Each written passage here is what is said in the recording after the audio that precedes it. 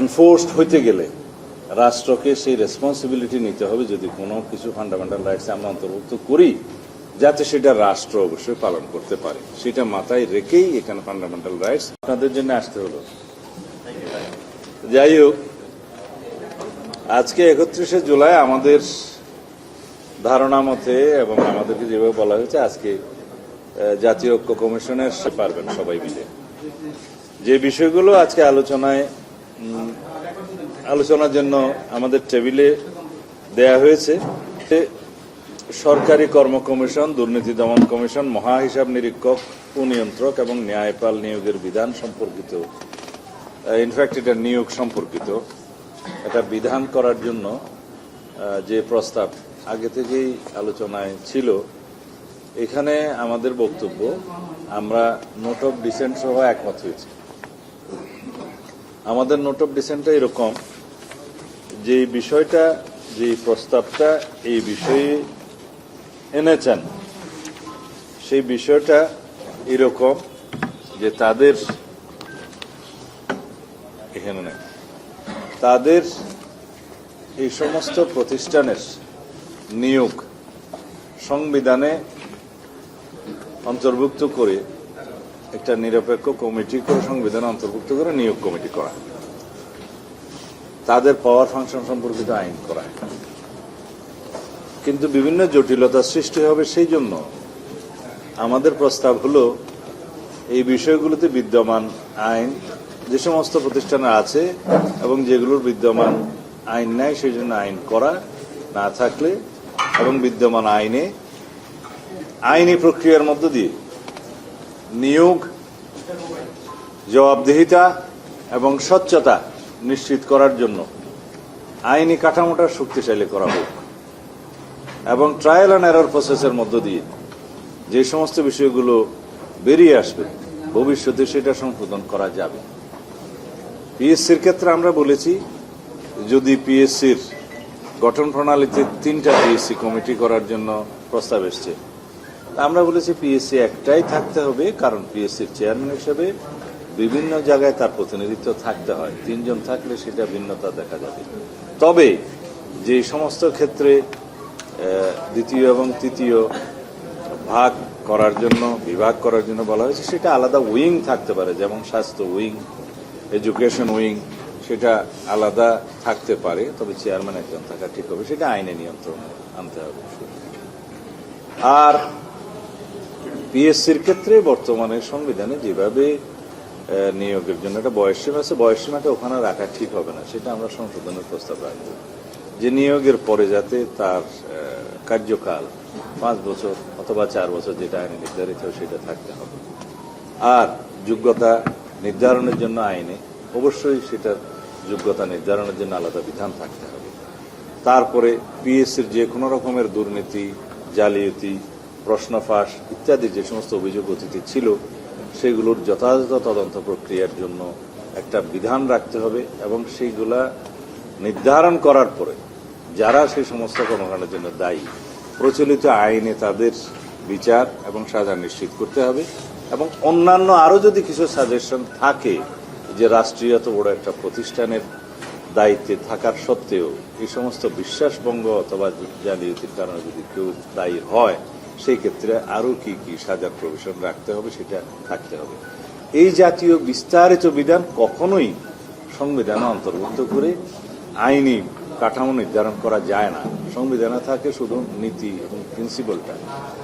সেই জন্য আমাদের মতামত হচ্ছে এগুলো সব একটা প্রক্রিয়ার মধ্য দিয়ে জাতীয় সংসদে বিস্তারিত আলোচনার মধ্য দিয়ে একটা শক্তিশালী আইন প্রণয়ন করতে হবে, যে আইন প্রণয়নের মধ্য দিয়ে পিএসসির চেয়ারম্যান এবং মেম্বারদের যোগ্যতা, তাদের নিয়োগের স্বচ্ছতা এবং তাদের জবাবদিহিতা এবং প্রতিষ্ঠান হিসেবে স্বচ্ছতা, যেটাকে আমরা বলি অ্যাকাউন্টেবিলিটি, ট্রান্সপারেন্সি অ্যান্ড যেটা বলা হয় যে আরেকটা কি তাদের দায় দায়িত্ব, এগুলো নির্ধারণ করতে হবে এবং আইনি প্রক্রিয়ার মধ্য দিয়ে সেই সমস্ত বিষয় যেগুলো বেরিয়ে আসবে তদন্ত করে তার জন্য জবাবদিহিতা এমনভাবে শক্তভাবে করা হবে যাতে ভবিষ্যতে এই সমস্ত বিষয় আর রিপিটেশন না হয়। মোরওভার একটা বিষয় আপনারা সবাই জানেন, কোটা সিস্টেম এখন নাই, শুধু 7% আছে। পিএসসির দুর্নীতির একটা প্রধান সুযোগ ছিল 56% কোটা সিস্টেম, সেটা উঠিয়ে দেওয়া হয়েছে। কিছু কোটা রাখতে হয়েছে, সেটা স্পেশালি অ্যাবল নাগরিকদের জন্য, ব্যাকওয়ার্ড সোসাইটিদের জন্য, এবং মুক্তিযোদ্ধার নামে এখনো আছে 5%। সেটা কিভাবে কোন প্রক্রিয়া নির্ধারণ হবে সেটা আরো বিস্তারিত অন্য আলাপ, ডিফারেন্ট ডিবেট। কিন্তু মূলত দুর্নীতিটা হওয়ার সুযোগ পেয়েছে 200 নম্বরের ভাইভা পরীক্ষা, 200 নম্বরের মৌখিক পরীক্ষার নম্বর রাখার কারণে। সেটা যদি 50-এ আনে অথবা বর্তমানে 100-তে নিয়ে এসছে, সেই বিষয়টা নির্ধারণ করা গেলে তখন আর এই দুর্নীতির সুযোগটা থাকবে না। এবং ট্রান্সপারেন্টলি যদি পরীক্ষা নেওয়া হয়, রিটার্ন পরীক্ষা এবং অন্যান্য পরীক্ষা, তাহলে আর এই দুর্নীতির সুযোগ থাকবে না। সেই আইনে অবশ্যই বিধান রাখা হবে যে কোনো বিষয়ে কনস্টিটিউশনের বিভিন্ন প্রভিশনের আলোকে জাতি, ধর্ম, বর্ণ বা জাতি গোষ্ঠী বা যে কোনো ভাষাগত যে কোনো কিছুর কারণে যেন এখানে কোনো এটা বৈষম্য করা না হয়, সেটা স্ট্রিক্টলি ফলো করতে হবে। এগুলো আমরা করতে বলেছি, এগুলো বিস্তারিত বিধান অবশ্যই আইনে আসবে। একই কথা আমার দুর্নীতি দমন কমিশনের ক্ষেত্রে এবং মহা হিসাব নিরীক্ষক ও নিয়ন্ত্রক, এটা আসলে কনস্টিটিউশনে থাকারই প্রয়োজন ছিল না, কিন্তু যেহেতু এটা কনস্টিটিউশনাল প্রভিশন আছে, সেটা সেভাবে থাক। কারণ এই বিষয়ে বিগত 54 বছর স্বাধীনতার পরবর্তী সময়ে কোনোদিনই কোনো রকমের ওজোর আপত্তি আসে নাই, কোনো কমপ্লেন আসে নাই। আর ন্যায়পাল নিয়োগের ক্ষেত্রে আমার বলছি, এটা বাংলাদেশের ক্ষেত্রে প্র্যাকটিসই হয় নাই, আমাদের অভিজ্ঞতা নাই। এটা এক্সপেরিমেন্টের মধ্য দিয়ে যেতে হবে, ট্রায়াল অ্যান্ড এরর প্রসেসের মধ্য দিয়ে যেতে হবে। আমরা প্রস্তাব করেছি ন্যায়পালের আইনটা যুগোপযোগী করা হোক এবং সেখানে ন্যায়পালের জন্য সেক্রেটারিয়েট করতে হবে, ন্যায়পালের জন্য সেক্রেটারিয়েটের স্টাফ নির্ধারণ করতে হবে, তাদের দায় দায়িত্ব নির্ধারণ করতে হবে, তাদের বর্তমানে সাংবিধানিক এখতিয়ার হিসেবে মন্ত্রণালয়, যে কোনো বিভাগ, যে কোনো সরকারি কর্মকর্তা, স্বায়ত্তশাসিত কর্মকর্তা থেকে শুরু করে সবাই সেই ন্যায়পালের এই এখতিয়ারের মধ্যে পড়বে। যে কোনো কেউ অভিযোগ করলে সেটা তদন্ত করতে পারবে। সেই তদন্ত প্রক্রিয়ার পরে যে ফলাফল আসবে সেটা অবশ্যই বাস্তবায়নের জন্য সেখানে একটা বিধান থাকতে হবে যে সরকারের কোন মন্ত্রণালয়ে বা কোন জায়গায় বা বিচারের জন্য হলে কোথায় সেটা রিকমেন্ডেশনসটা যাবে, তদন্তের ফলাফলটা যাবে, সেটা যেন বাস্তবায়ন হয় সেরকম বিধান রাখতে হবে। সেই ন্যায়পাল আইনটা আমরা যুগোপযোগী করার পক্ষে। এগুলো নিশ্চয়ই সংবিধানের মধ্যে ডিটেইলিং করা যাবে না। আর সাংবিধানিক প্রতিষ্ঠান হিসেবে ন্যায়পাল তো আছেই। এখন নিয়োগের ক্ষেত্রে তারা যে বিধান আনতে চাচ্ছে, আমরা বলেছি যে এটা এক্সপেরিয়েন্স হয়নি আমাদের দেশে, এই জন্য আমাদেরকে ভবিষ্যতে কিভাবে কি ভুল ত্রুটি আসে সেটা এক্সপেরিয়েন্সের মধ্য দিয়ে যেতে হবে। তখন সেটা আরো ইমপ্রুভ আইনি কাঠামোর মধ্যে নিয়ে আসতে পারা যাবে। তাদের হ্যাঁ, সেগুলো আমরা লিখিত প্রস্তাবও দিয়েছি এবং ইতিপূর্বে আমাদের সাথে আলোচনা তো হয়েছে। গেল সেটা।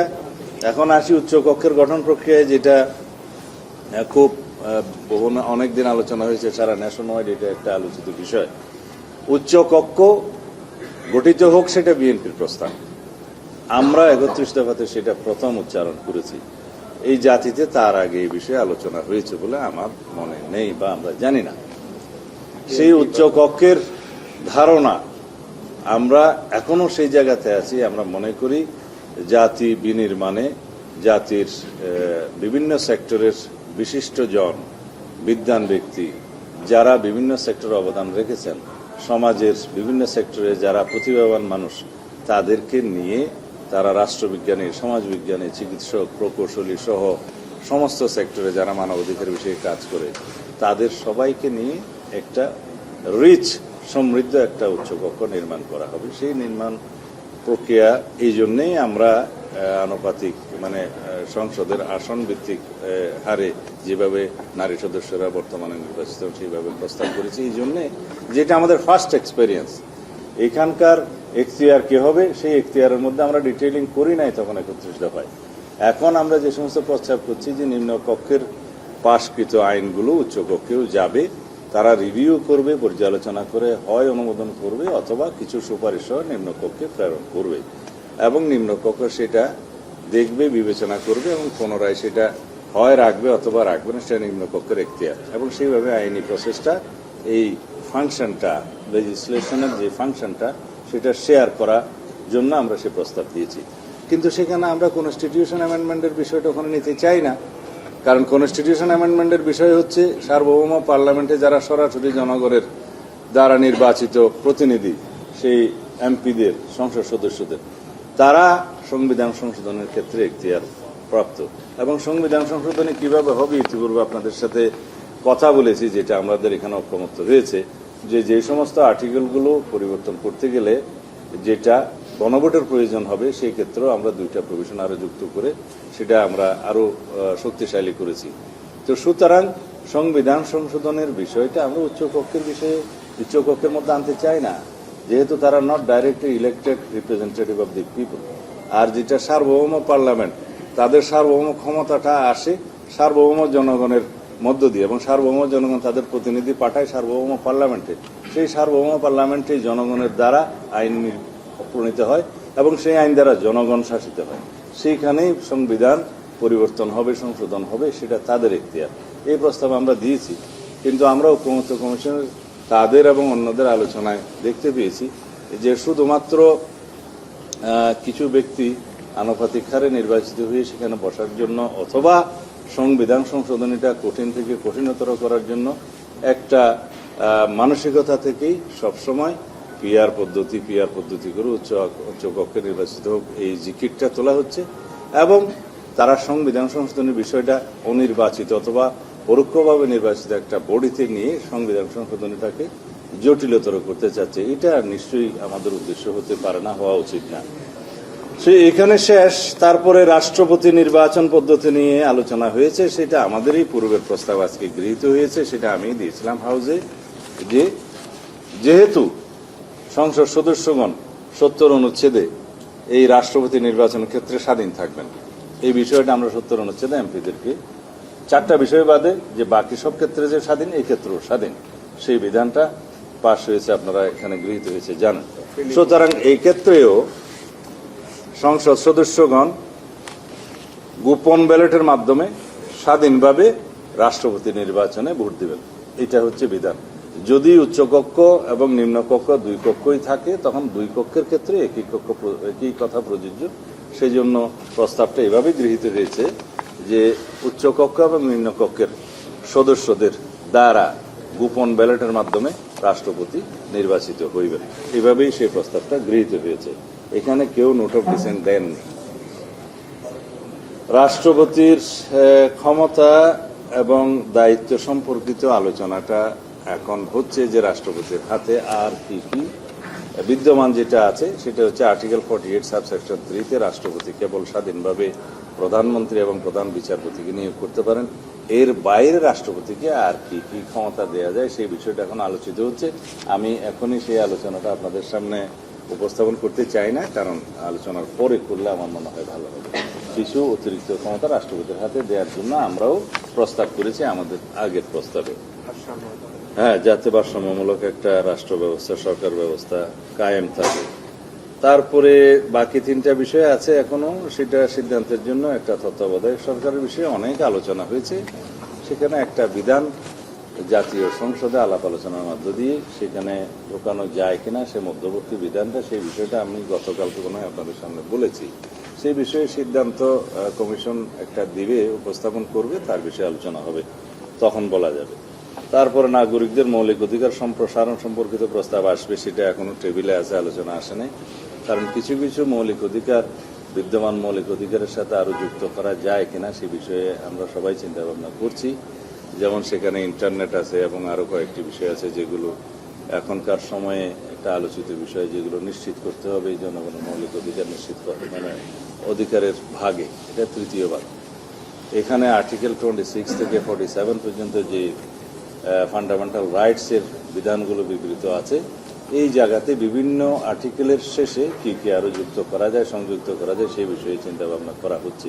তো অবশ্যই আমাদের মনে রাখতে হবে ফান্ডামেন্টাল রাইটস এটা রাষ্ট্রকে নিশ্চিত করতে হয়। আইনের মধ্যে, সংবিধানের মধ্যে আছে যে state shall ensure the fundamental rights of the people. এই জায়গায় রাষ্ট্রের বিরুদ্ধে আমরা মামলা করতে পারবো, যে কোনো নাগরিক মামলা করতে পারবে। আর্টিকেল 44-এ বলা আছে যে 102-তে ফান্ডামেন্টাল রাইটস এনশিওর করার জন্য মামলা করতে পারবে। তো এইখানে যেহেতু এটা শ্যাল এনফোর্সেবল, মানে in the code of law লেখা আছে ফান্ডামেন্টাল রাইটস এর ক্ষেত্রে, এটা এনফোর্সড হইতে গেলে রাষ্ট্রকে সেই রেসপন্সিবিলিটি নিতে হবে যদি কোনো কিছু ফান্ডামেন্টাল রাইটস আমরা অন্তর্ভুক্ত করি, যাতে সেটা রাষ্ট্র অবশ্যই পালন করতে পারে। সেটা মাথায় রেখেই এখানে ফান্ডামেন্টাল রাইটস কি কি ইনক্লুড করা যায় সেটা চিন্তা করতে হবে। এটা এমন একটা বিষয়, একবার ফান্ডামেন্টাল রাইটস হিসেবে স্বীকৃত হলে সেইটা রাষ্ট্র যদি কোনোভাবে ব্যর্থ হয় তখন রাষ্ট্রকে লায়াবল করে যে কোনো নাগরিক 102 আর্টিকেলে মামলা করতে পারবে। সুতরাং খুব সাবধানতার সাথে পরীক্ষা নিরীক্ষা করে এখানে যেতে হবে, সেটা আমরা আলোচনা করব। আর রাষ্ট্রের মূলনীতির বিষয়ে আগে অনেকবার আলোচনা হয়েছে, সে বিষয়ে ঐক্যমত্য হয়নি। আমরা আমাদের পজিশনটা আগেই বলেছি।